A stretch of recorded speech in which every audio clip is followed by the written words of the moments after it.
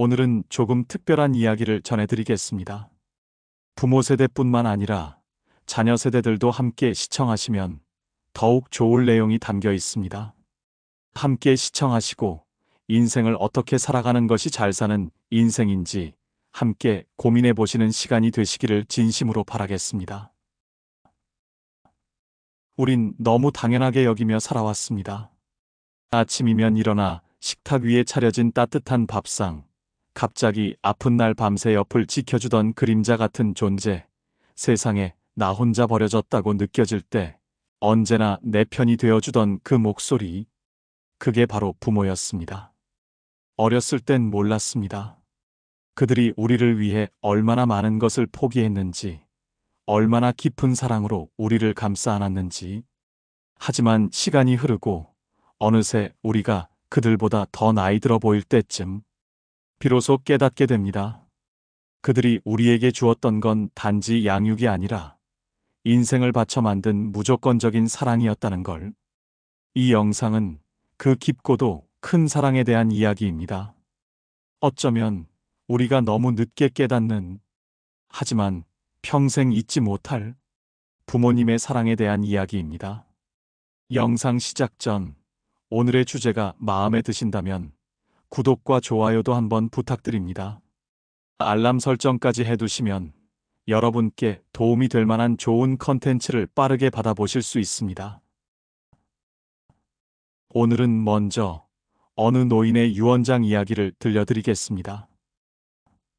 아내를 먼저 떠나보내고 혼자 살아가는 노인이 있었다. 젊었을 때는 몸쓰는 일을 하며 조금씩 돈을 모았지만 이제는 자기 몸조차 가누기 힘든 노인이 되었다.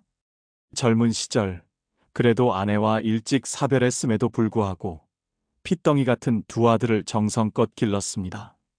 아버지의 사랑과 정성으로 장성한 두 아들은 결혼을 하고 처자식을 먹여 살리느라 늙고 병든 자신의 아버지를 돌보지 않았습니다.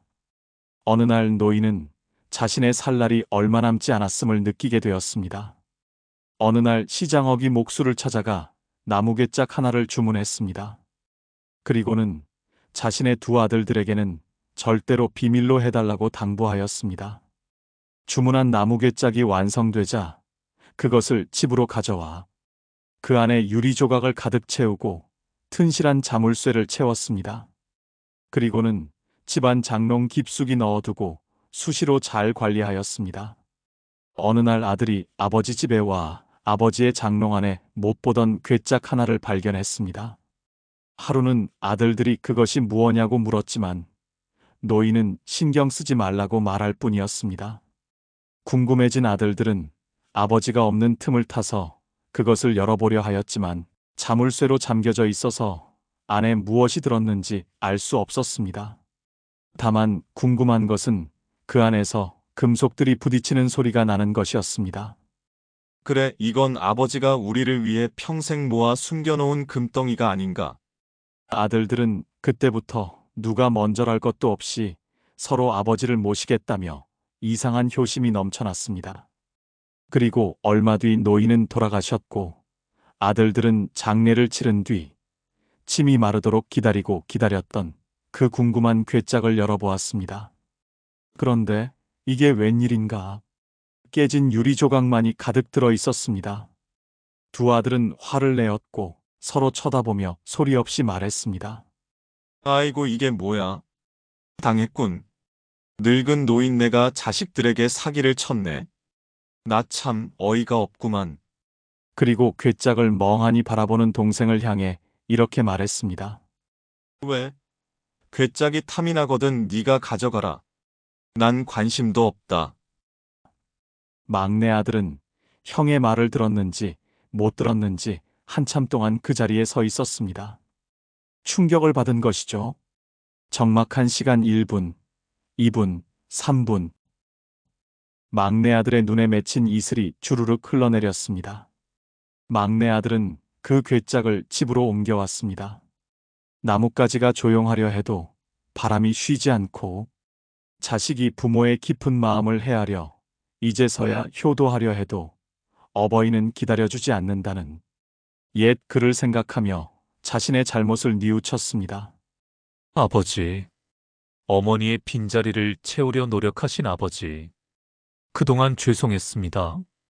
용서하세요. 아버지가 남긴 유품 하나만이라도 간직하는 것이 그나마 마지막 효도라 생각한 것입니다. 아내는 구질구질한 물건을 왜 좁은 집에 들이냐며 짜증을 냈습니다. 그는 아내와 타협을 했습니다.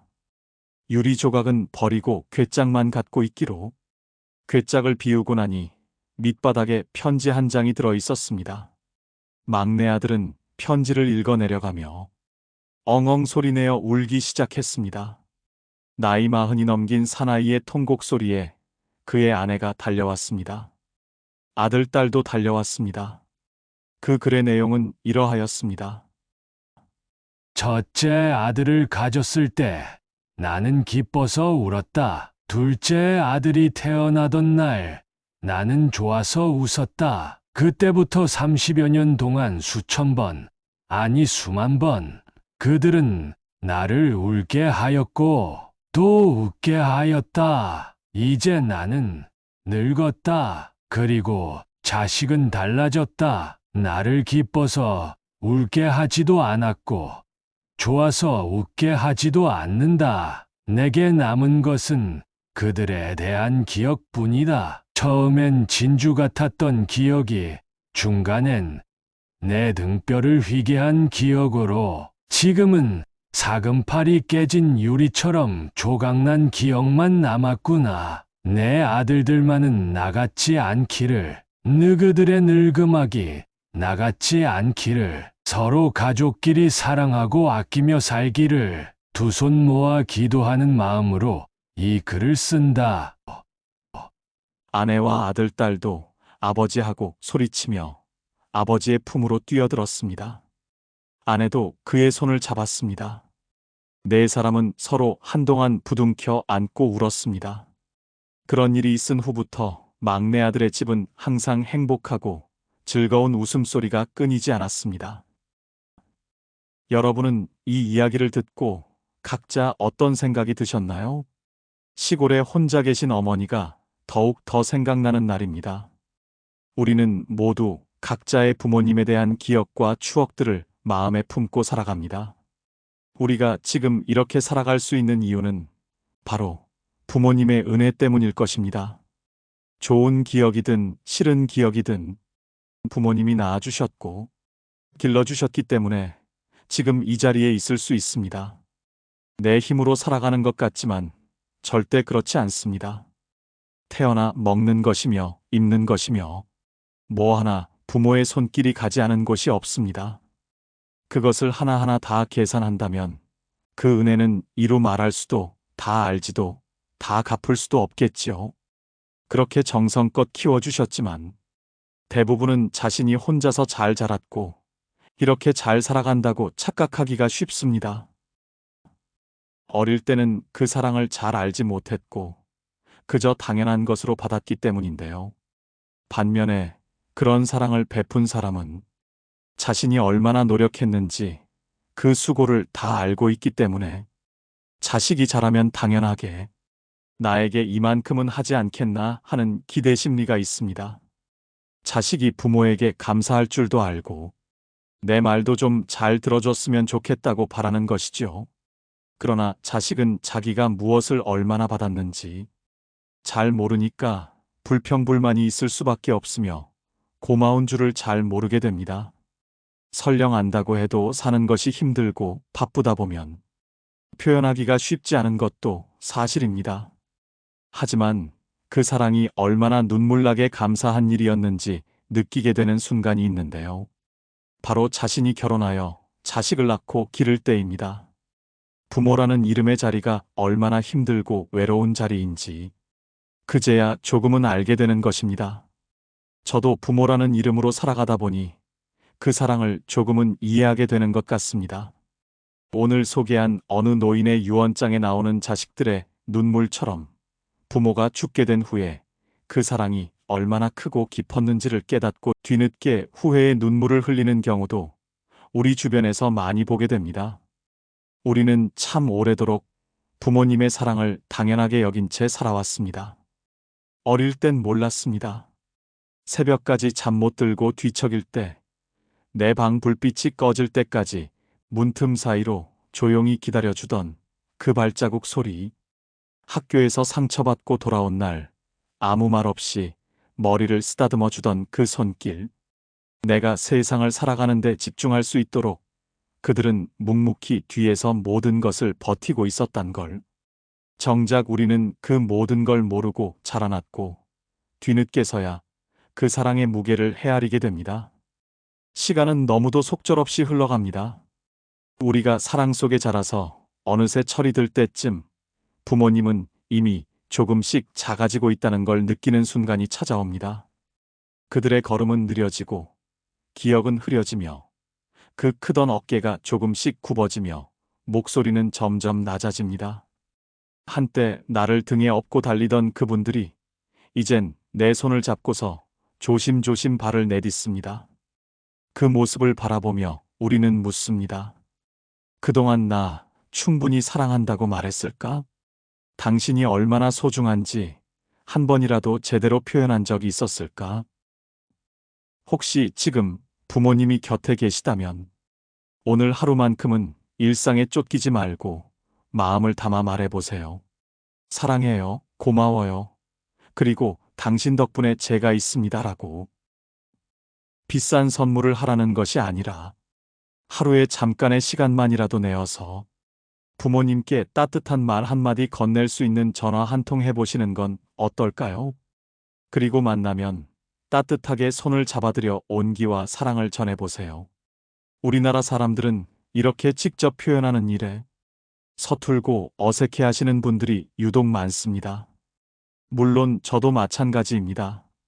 그러나 시간이 얼마 남지 않았다고 생각하면 그러한 어색함과 부끄러움은 아무렇지 않은 것이 될 것입니다. 사랑을 나누는 일에 많은 돈은 필요치 않습니다.